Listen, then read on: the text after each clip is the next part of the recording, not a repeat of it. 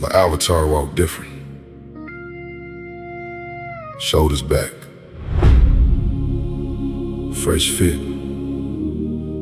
Voice deeper. Everybody's song. And their girls smiled, dudes respected him. Strangers called him king. Nobody knew he was sitting on the air mattress in a hot room at grandma's house, trying not to cry before midnight. I made him everything I thought I wasn't. Then one night, somebody asked, "Who are you when you take the headset off?" I froze. Because nobody had ever asked my avatar